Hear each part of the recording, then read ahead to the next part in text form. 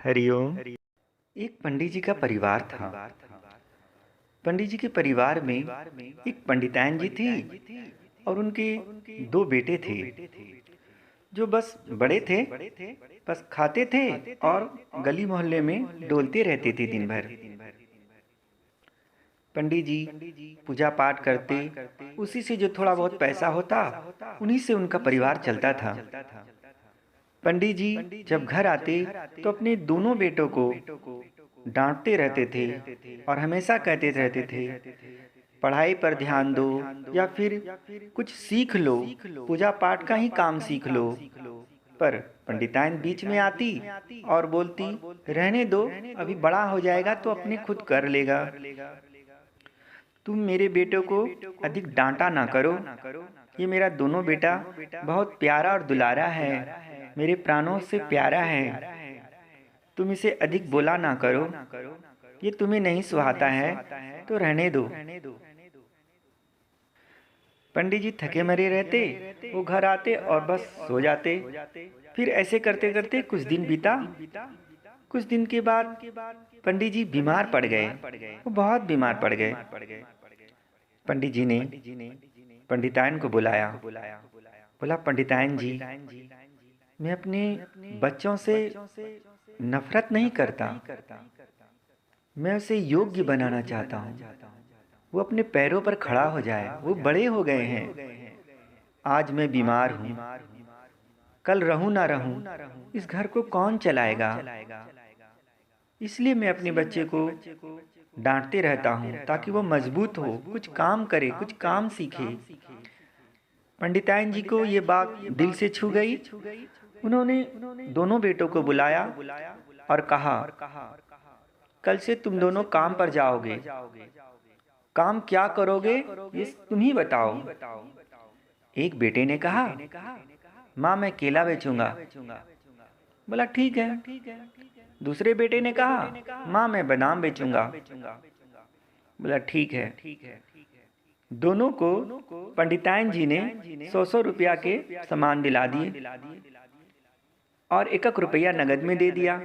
बोला इसे रख लो, रास्ते में काम आएंगी। पंडित जी ने कहा, इसे बाजार में जाकर के बेचना। बोला ठीक है बाबूजी। दोनों घर से निकल गए। रास्ते में कुछ ही दूर चले थे कि एक पेड़ के नीचे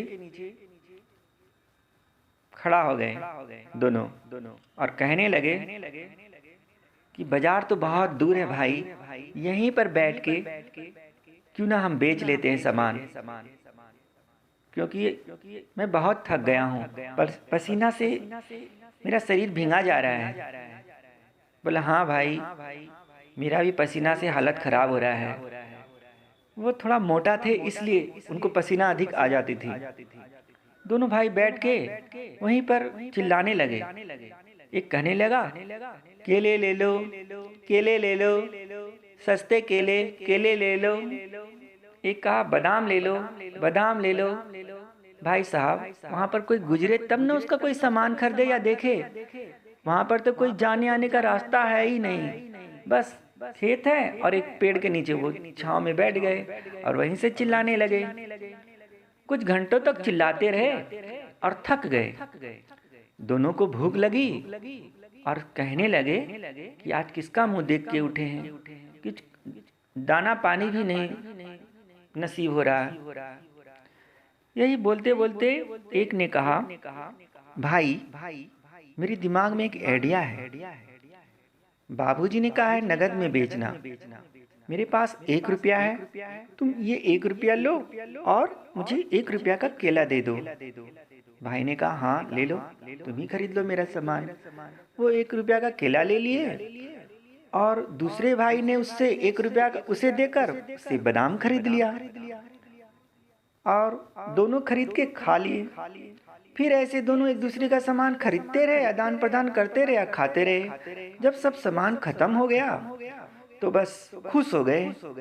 बोले ये आइडिया तो मैंने सोचा ही नहीं था, अब रोज ऐसा ही करेंगे। बोला हाँ यार, ये आइडिया तो किसी को बताना भी मत। बोला नहीं नहीं, ये तो सबसे अच्छा आइडिया है कमाने का। दोनों भाई घर आए और माँ से कहने लगे, माँ खाना निकाल दो, मुझे बहुत जोरों की भूख लगी है। माँ ने कहा, सामान बिक गया? बेटे ने कहा, हाँ माँ, हम दोनों का सामान बिक गया। बोला, ठीक है, हाथ पैर धो के आ जाओ, खाना लगा देती हूँ।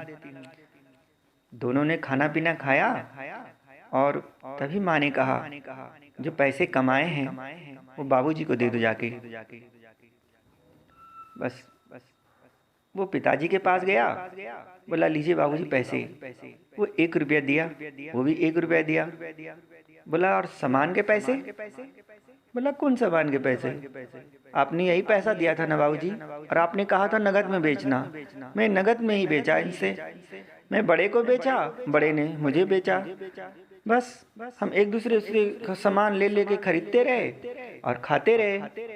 अब सामान खरीदेंगे तो खाएगा कौन? मैं ही ना खाऊंगा।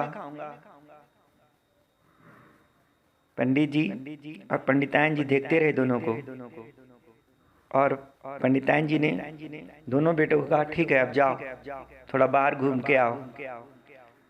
पंडितायन जी ने पंडित जी का पैर छू के माफी मांगी कि मेरे कारण आज मेरा दोनों बेटा का दिमाग विकसित ना हो सका, मेरे अधिक दुलार करने के कारण इनको ज्ञान ना हो सका, काम करने का नॉलेज ना हो सका। माँ जननी जरूर है, लेकिन पिता पुत्र को हमेशा टैलेंटेड बनाना चाहता है कि वो हमेशा टैलेंटेड बने, दुनिया से फाइट कर सके, वो इतना तो बने।